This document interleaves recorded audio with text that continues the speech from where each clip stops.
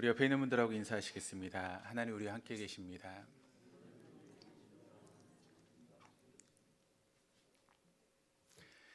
좋으신 하나님의 은혜가 우리 모든 교우들과 함께 하시기를 주님의 이름으로 축원합니다. 복음서를 우리가 보게 되면 예수님의 행적을 기록한 것이 복음서이죠. 그 복음서에 예수님께서 이 땅에 오신 그런 이유, 또 사명에 대해서 두 가지 화두에 대해서 설명하고 있는 그런 부분들이 복음서에 나오고 있습니다. 그러니까 왜 주님께서 이 땅에 오셨는지를 우리에게 설명하는 그런 부분의 말씀이 이 복음서에 기록되어 있는데, 먼저는 누가복음 19장 10절 말씀에 예수님께서 이 땅에 오신 사명에 대해서 설명을 하는데, 우리 같이 한번 읽어보시겠습니다. 인자가 온 것은 잃어버린 자를 찾아 구원하려 함이니라. 자, 여기 인자라고 하는 그런 단어가 나오고 있습니다.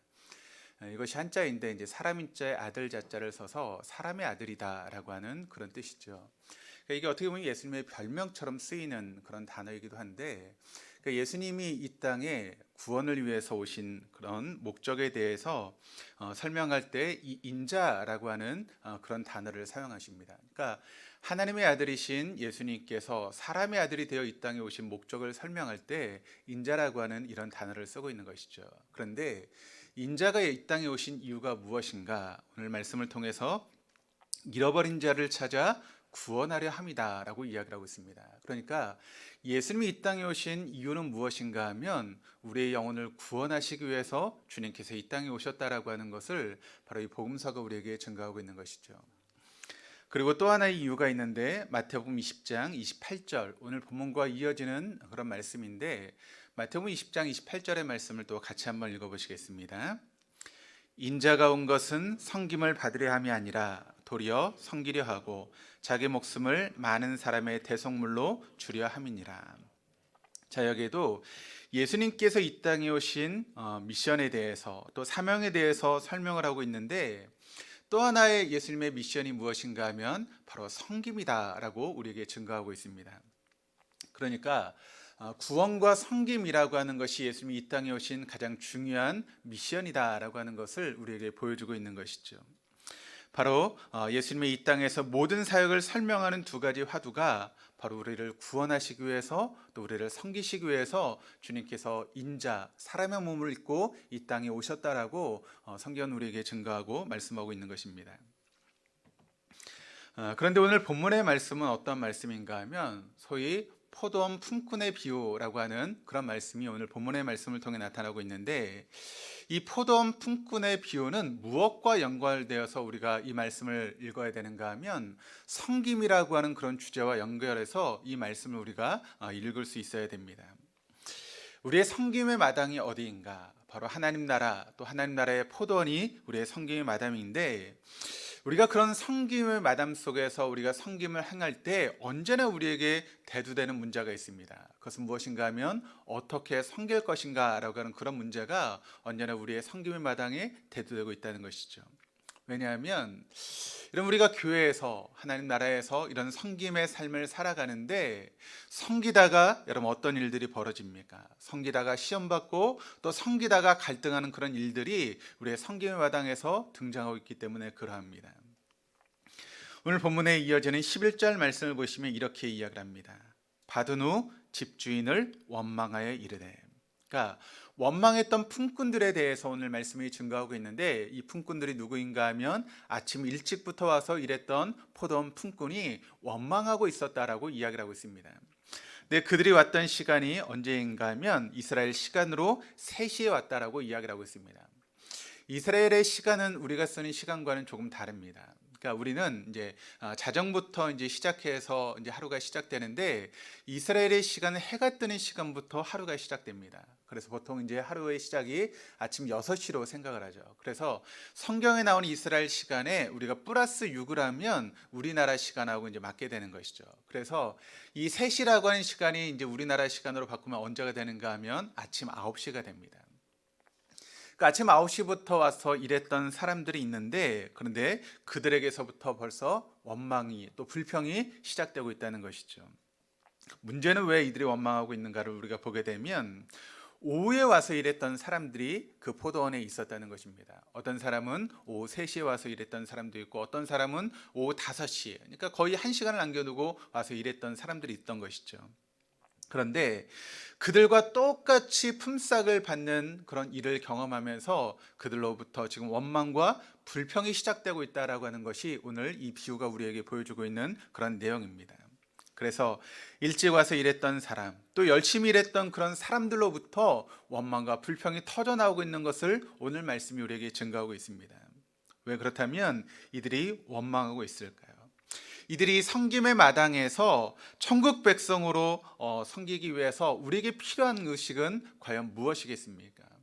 우리가 천국 백성으로 어떤 의식을 가지고 섬김의 마당에 살아야 과연 우리에게 이런 원망과 불평이 없는지를 오늘 말씀을 통해서 우리가 함께 나누기를 원합니다.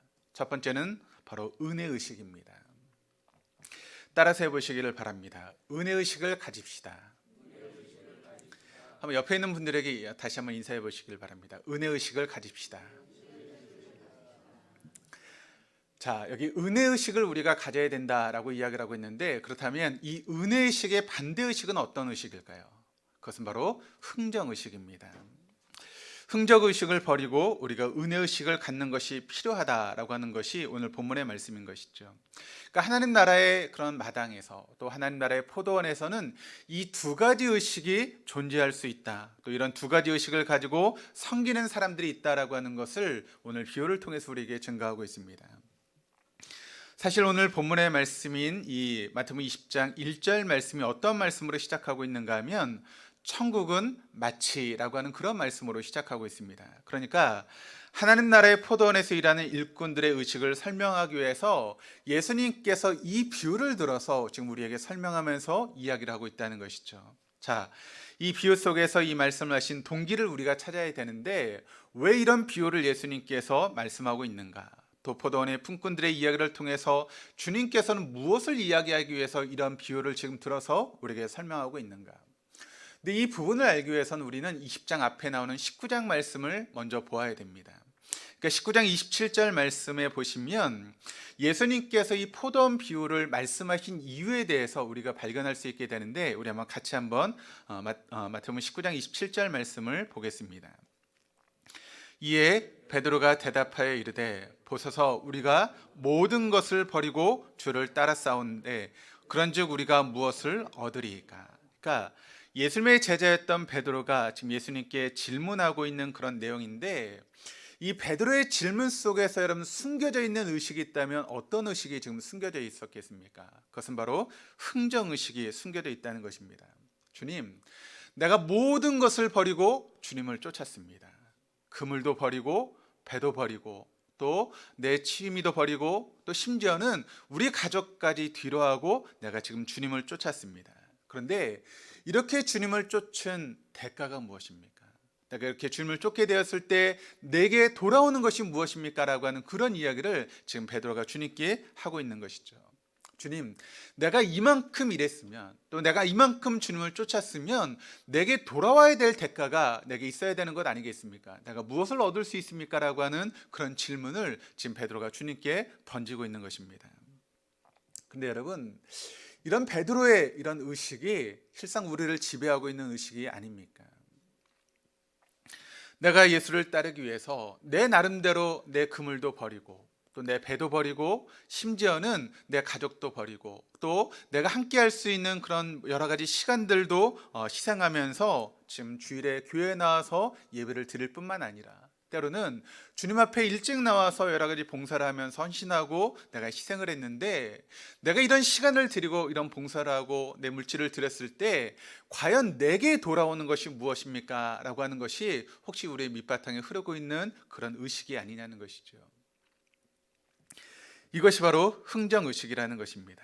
그런데 베드로와 제자들이 망각하고 있었던 것이 있습니다. 그것은 무엇인가 하면 포도원 일꾼으로 부르심, 그 부르심 자체가 은혜라고 하는 사실을 바로 제자들이 망각하고 있었다는 것이죠. 다른 말로 이야기를 하면 예수님께서 제자들을 부르시고 그들을 제자 삼으신 것 그 자체가 바로 은혜였다라고 하는 것을 바로 제자들이 망각하고 있었다는 사실입니다.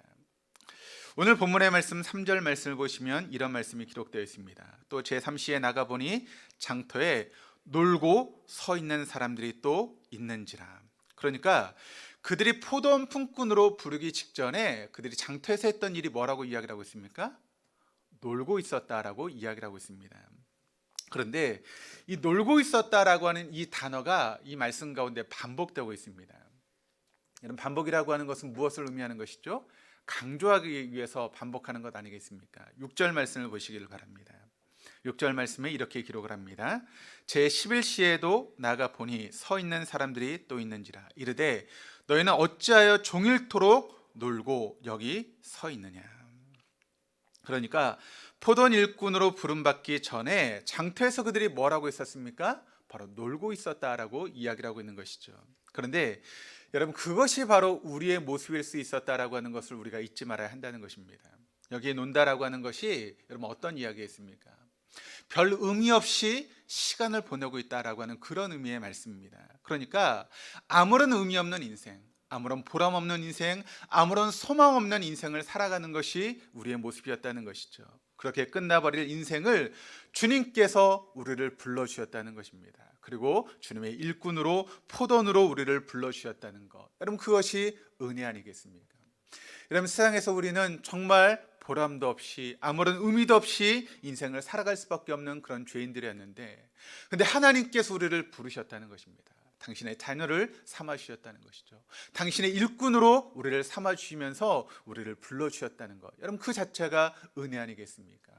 하나님 앞에 나와 예배할 수 있는 은혜, 또 하나님 앞에 일할 수 있는 은혜를 우리가 잊고 살고 있다는 것이죠. 여러분, 이것이 실감이 나지 않으십니까? 이게 우리의 이야기 같이 전혀 느껴지지 않으십니까? 그러면 여러분을 예수님의 부르심을 받아서 주님의 나라로 부름받기 전에 우리 모두가 실상은 여러분 이 포도원 일꾼들처럼 놀고 있었던 사람들은 아니었습니까? 한번 옆에 있는 분들의 얼굴을 보시기를 바랍니다. 여러분, 옆에 있는 분들의 얼굴이 예수님의 부름을 받기 전에 놀던 흔적이 그 얼굴에 남아있지 않습니까? 다 한가닥 이렇게 놀던 분들 아니셨습니까? 그렇죠. 우리가 예수를 만나고 또 예수를 믿기 전에 다 세상 속에서 한가닥 하셨던 분들 아닙니까? 어떤 권사님은 젊은 시절에 나이트에서 이렇게 밤을 새시면서 노셨다라고 하는 그런 말씀도 하셨는데, 다 그게 우리의 모습이라는 것이죠. 한번 옆에 있는 분들에게 물어보시죠. 어디서 놀다 오셨습니까? 어디서 놀다 오셨습니까? 다 우리가 그런 인생을 살았다는 것이죠. 그렇게 놀고 있던 우리를 하나님께서 하나님 나라에 부르셨다는 것입니다. 그게 바로 은혜 아니겠습니까? 여러분, 은혜의 뜻이 무엇입니까? 우리가 지난 시간에도 함께 살펴봤던 것처럼 받을 자격이 없는 사람들에게 베풀어지는 하나님의 호의, 하나님의 사랑, 그것이 바로 은혜라는 것이죠. 그러니까 전혀 받을 자격이 없는 그런 존재라는 것이죠. 그럼에도 불구하고 일방적으로 베풀어주는 하나님의 호의, 사랑이 바로 은혜라는 것입니다. 자, 여기 포도원 주인은 그들을 꼭 일꾼으로 불러야 될 의무가 실상은 없었습니다. 단순히 일꾼이 필요했다면 그저 아침 일찍 한번 나가서 일꾼을 부르고 그들을 일을 시키면 되는 것입니다. 그런데 오늘 말씀을 보니까 오후 3시에 나가서 일꾼을 부르고, 심지어는 오후 5시에 나가서도 일꾼을 부르는 그런 주인의 모습을 우리가 볼 수 있게 되는 것이죠. 1시간, 채 2시간도 3시간도 부릴 수 없는 그런 사람들을 여러분 일꾼으로 부를 필요가 주인에게 무슨 이유가 있겠습니까? 꼭 필요한 것이 아니었다는 것이죠. 더군다나 이들을 불러서 이른 아침부터 일한 사람과 똑같은 그런 품삯을 지불하고 있는 그런 말씀이 오늘 말씀을 통해 나오고 있는데, 여러분 주인에게 그럴 의무가 있습니까? 그럴 필요가 전혀 없는 것이죠. 그럼에도 불구하고 그들에게 똑같은 품삯을 주고 있다는 것입니다. 그럼 이것이 바로 은혜 아니겠습니까?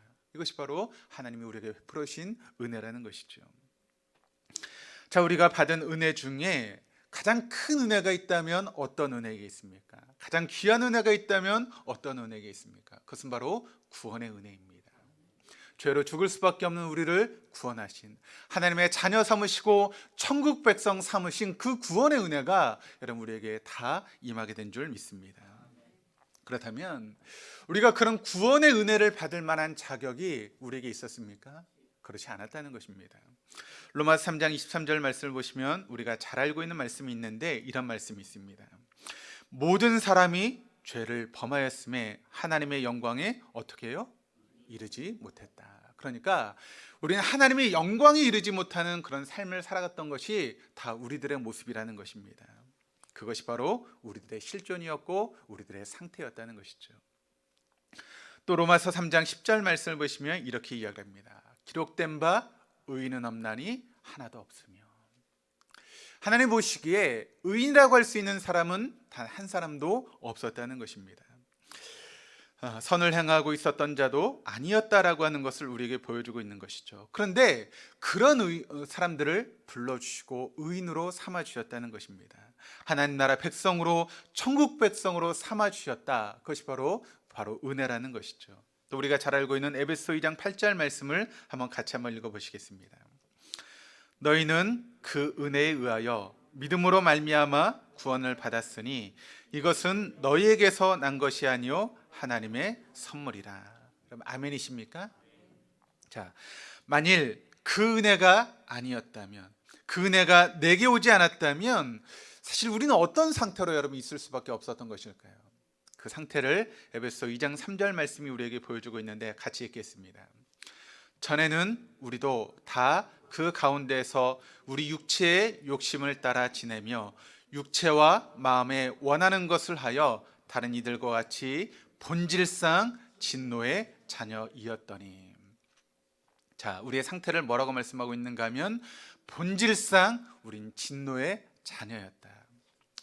육신의 욕심을 따라 행하고 또 세상의 풍족을 따라 마음대로 살고 본질상 하나님의 진노를 피할 수 없었던 사람들이 바로 저와 여러분이었다는 것입니다. 그런 우리가 구원을 받지 못했다면, 은혜를 입지 못했다면 우린 여전히 하나님을 대적하는 자리에 서 있었을 것이고 하나님 원수된 자리에 서 있을 수밖에 없었을 것입니다. 그러므로 그런 자리에 서 있었다면 우린 결국 하나님의 진노를 받는 그런 존재가 되었을 것이고 또 지옥을 피할 수가 없는 그런 존재가 되었을 것입니다. 그런데 우리가 구원을 받았다는 것입니다. 그런 우리가 은혜를 받았다는 것입니다. 여러분, 놀라운 은혜죠. 구원의 은혜, 그 십자가의 은혜, 그 은혜가 아니었다면 우리가 어떻게 여러분 하나님 나라의 백성이 될 수 있었겠습니까? 우리가 어떻게 천국을 소망하는 천국 백성으로 삶을 살아갈 수 있었겠습니까?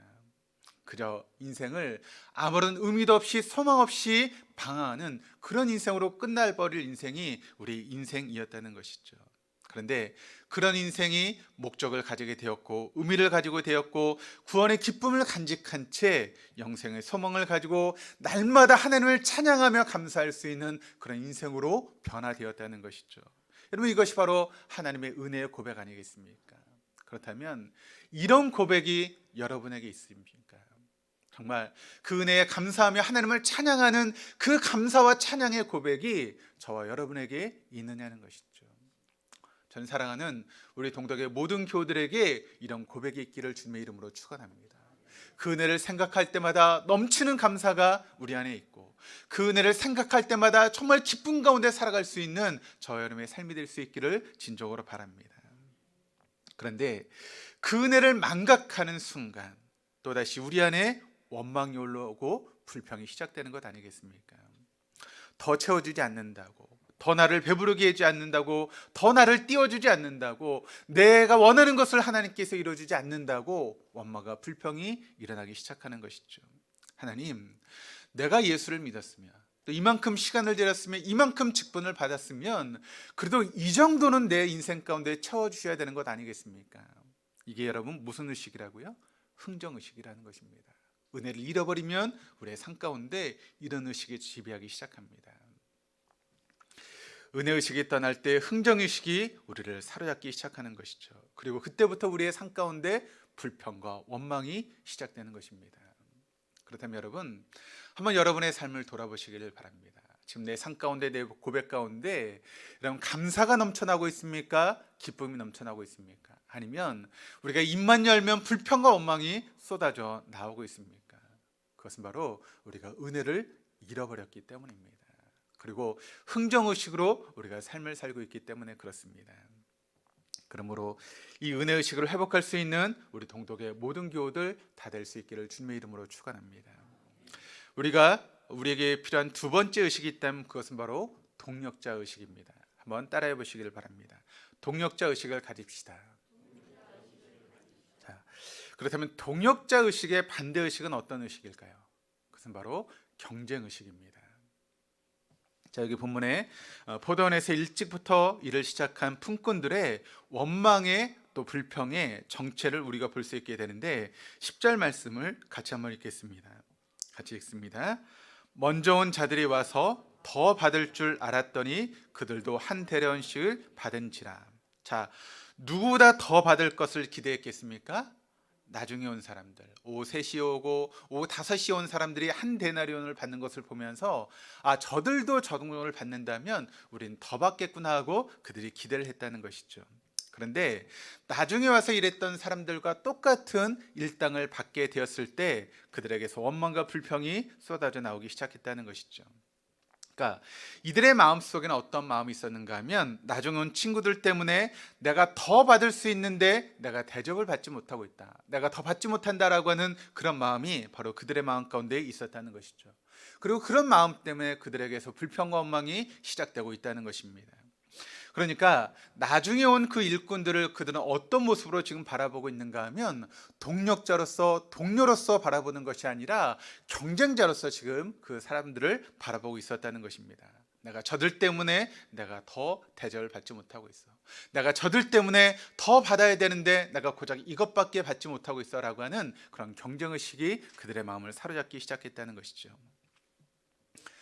지금은 고인이 되었지만 한국인의 의식 구조에 대해서 이제 많은 책을 쓰고 연구를 했던 이규태라고 하는 그런 분이 계십니다. 그런데 그분의 이제 책을 보게 되면 이 한국인의 이제 의식 구조에 대해서 이야기를 하고 있는데, 한국인의 의식 구조 가운데 가장 첨예한 의식이 어떤 의식인가 하면 바로 경쟁 의식이다라고 이야기를 하고 있습니다. 그런데 우리 한민족이 처음부터 그런 경쟁 의식을 가지고 있었던 것이 결코 아니다라고 이야기를 하고 있습니다. 우리나라가 이제 산업화에 들어서기 시작하면서 그런 산업화의 과정 속에서 사실 우리나라가 여러분 얼마나 좁은 땅덩어리입니까? 또 그렇다고 뭐 자원이 많은 것도 아니고 여러분 그런 나라에서 우리가 살고 있는데 인구는 많고 또 좁은 땅덩어리에서 서로 살아남아야 되니까 그런 경쟁의식이 우리의 마음 가운데 심어지기 시작했다라고 그렇게 이야기를 합니다. 그러면서 이런 변질된 한국인상에 대해서 이제 비유를 들어서 설명할 때 뭐라고 이야기를 하는가 하면 한국인은 독 속에 들어가 있는 개와 같다라고 이야기를 하고 있습니다. 그러니까 항아리 속에 들어가 있는 개와 같은 모습이 바로 한국인의 구시구조다, 구조의식이다라고 이야기를 하고 있는 것이죠. 여러분, 개를 살펴보면 한 마리 한 마리는 충분히 그 항아리 속에서 나올 수 있는 능력이 있다는 것입니다. 그런데 그 항아리 속에 개들을 이제 잔뜩 집어넣으면 한 마리도 빠져나오지 못한대요. 왜 그럴까요? 한 마리가 빠져나오려고 올라가면 그 밑에 있는 놈들이 어떻게 해요?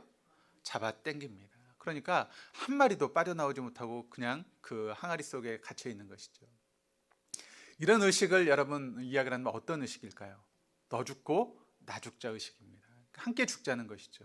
함께 사는 것이 아니라 함께 죽자는 것입니다. 그런데 한국인의 의식 구조 속에 이런 의식이 깊이 스며들어 있다는 것입니다. 이게 지나친 경쟁의식의 결과로서 이런 일들이 지금 벌어지고 있다는 것이죠. 우리가 서로를 동력자로 이해하고 또 서로를 세워주고 서로를 살려내는 상생의식이 우리에게 필요하는데, 그런데 새벽부터 일하는 사람들, 오늦게 일하는 사람들, 우린 다 포도원의 동료들이고 동력자라고 하는 그런 의식이 필요한데 그들에겐 그런 의식이 없었다는 것입니다. 우리에게 여러분 이런 동료의식과 또 동력자의식이 우리 안에 있다면 우리의 공동체가 여러분 달라지지 않겠습니까? 우리 공동체가 새로워지지 않겠습니까? 이 공동체 안에서 우리가 기쁨을 누릴 수 있는 것 아니겠습니까? 그런데 서로 간에 경쟁을 하고 있다는 것입니다.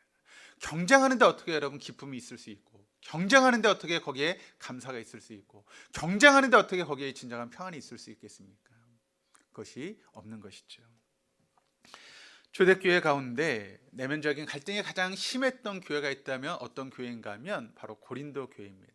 그런데 이 고린도 교회 안에는 4개의 파가 있었습니다. 어떤 파인가 하면 바울파, 아볼로파, 게바, 베드로파, 그리스도파. 그러니까 사도 바울의 그런 강력한 리더십에 매료된 사람들이 있었고, 그런 리더십에 매료된 사람들이 이 사도 바울을 따르기 시작하면서 바울파라고 하는 것이 생기게 되었습니다.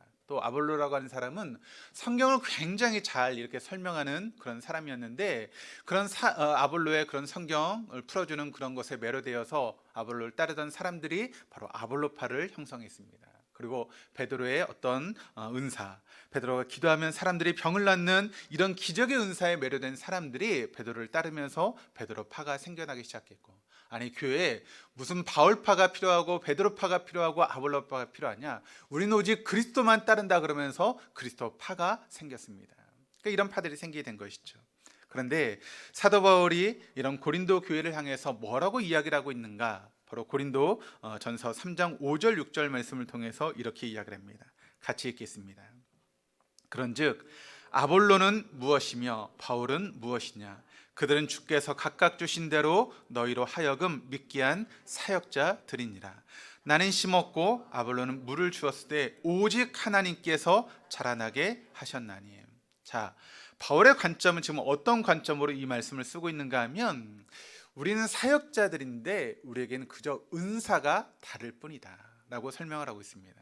그러니까 나는 심는 역할을 하는 그런 은사였다. 그래서 복음을 전하고 교회에 심는 역할을 했고, 아볼로의 은사는 무엇인가 하면 이제 와서 물을 주는 은사다. 그러니까 좀 쉽게 설명을 하면, 말씀을 가르치고 말씀을 그렇게 이제 사람들에게 설교하는 그런 은사가 바로 아볼로의 은사였다는 것이죠. 그런데 그럼 모든 우리를 자라게 하시는 분은 누구인가 하면 바로 하나님이시다. 그러니까 내가 중요한 것도 아니고 아볼로가 중요한 것도 아니고 자라나게 하시는 하나님이 중요하다라고 하는 사실을 바로 사도 바울은 이 고린도 전서의 말씀을 통해서 우리에게 증거하고 있는 것입니다. 자, 은사적인 관점에서 지도자의 스타일은 얼마든지 다를 수 있다는 것입니다. 그러나 그 지도자들이 경쟁자가 아니라 그들은 동력자라고 하는 사실을 사도 바울이 증거하고 있는 것입니다. 그러므로 중요한 것은 무엇인가 하면 하나님의 나라입니다. 중요한 것은 하나님의 교회입니다. 나라가 세워지고 교회가 세워지면 여러분 되는 것이 아니겠습니까? 그러니까 물론 우리 교회 안에도 여러분 그런 분쟁이 일어날 수 있습니다. 보게 되면 다 어떤 분쟁이 일어났을 때 그분들을 제가 만나보면 다 교회를 사랑하는 그런 마음이 있어요. 그러니까 교회 열심히 하고 싶고 또 교회를 사랑하는 마음 가운데 그렇게 하는데, 그런데 내 생각이 옳다라고 생각을 하니까 다른 사람을 수용하지 못하는 경향이 있습니다. 그런데 여러분 정말 중요한 것은 무엇입니까? 물론 내 생각이 옳을 수도 있고 그럴 수도 있습니다. 그런데 중요한 것은 교회가 세워지는 것이 중요한 것이 아니겠습니까? 그러니까 우리가 서로 합력하여서 교회를 세우는 것이 중요하지 내가 드러나는 것이 중요한 것이 아니라는 것이죠. 내 은사도 있고 다른 사람의 은사도 있으면 그 은사를 서로 우리가 포용하면서 교회를 세워가는 것이 중요한 일 아니겠습니까? 바로 이런 동력자 의식이 필요하다는 것이죠. 그럼 우리는 경쟁 의식을 버려야 됩니다. 그래서 성경적인 일꾼과는 결코 누가 올라가고 누가 내려가고 누가 승리하고 누가 패배하고 하는 것이 결코 아니라는 것입니다. 내가 이겼다, 내가 저 사람한테 이겼다, 여러분 그것이 결코 아니라는 것이죠. 서로 세워가는 것, 그것이 중요하다는 것입니다. 서로 승리하는 것이 중요하지 내가 승리하는 것이 중요한 것이 아니라는 것입니다. 그래서 여러분 교회를 뭐에다 비유하죠? 몸에다 비유하지 않습니까? 그리고 몸에는 여러 가지 지체들이 있다는 것입니다. 그리고 그 지체 모두가 소중하다는 것입니다. 여러분 우리 몸의 한 지체가 아프면 그 한 지체가 아픈 것으로 끝납니까? 그렇지 않잖아요. 우리 한나회 회원들 보면 다리가 아프시고 막 허리가 아프셔서 고생을 하십니다. 그런데 다리가 아픈 것으로 여러분 그냥 끝나버립니까? 다리가 아프면 활동하지도 못합니다. 또 제대로 앉지도 못합니다. 그리고 음식도 제대로 먹지도 못하게 되고 또 그러다 보면 잠도 못 자고 뭐 그런 일들이 벌어지는 것 아니겠습니까? 그러니까 하나가 아프면 하나가 아픈 것으로 끝나는 것이 아니라는 것이죠. 온몸이 아픈 것이 몸의 모습 아니겠습니까? 그런데 교회가 그렇다는 것입니다. 그러므로 우리가 한평생 즐겁게 섬기는 하나님의 나라, 또 포도원이 일꾼이 되려면 바로 이런 윈윈 의식이 필요하다는 것입니다. 그리고 이런 윈윈 의식을 가지려면 우리가 동지다, 동료다, 동력자라고 하는 그런 생각이 우리의 마음 가운데 있어야 된다는 것이죠. 저는 우리 동덕의 모든 교우들이 이런 동력자 의식을 가지고 서로 세워줄 수 있는 그런 교회가 될 수 있기를 주님의 이름으로 축원합니다. 세 번째, 우리가 주님의 포도원에서 즐겁게 섬기려면 세 번째는 무엇인가 필요한가 하면 바로 빚진 자 의식이 우리에게 필요하다는 것입니다. 자, 한번 따라서 해보시기를 바랍니다. 빚진 자 의식을 가집시다. 그렇다면 여러분, 빚진 자 의식의 반대 의식이 있다면 어떤 의식일까요? 그것은 바로 공로 의식입니다. 자, 본문 10절 말씀으로 돌아와서 10절 말씀을 보시면 이렇게 이야기를 합니다. 먼저 온 자들이 와서 더 받을 줄 알았더니. 무슨 말씀입니까? 그러니까 나는 저들에 비하면 나는 훨씬 일찍 왔다는 것입니다. 새벽부터 아침부터 일찍 와서 일을 했기 때문에 나는 더 나은 품삯을 받는 것이 마땅하다라고 하는 그런 공로의식이 바로 그들에게 있었다는 것이죠. 그런데 이런 공로의식을 우리가 극복하기 위해서 우리에게 필요한 의식이 있다면 어떤 의식인가 하면 바로 빚진 자 의식이 우리에게 필요하다는 것입니다. 그러니까 우리는 다 빚진 자라는 것입니다. 내가 조금 일했지만 이것은 결코 공로가 아니라는 것입니다. 나는 갚을 수 없는 은혜를 빚을 지고 살아가는 그런 사람이다라고 하는 그런 마음이 우리에게 필요하다는 것이죠.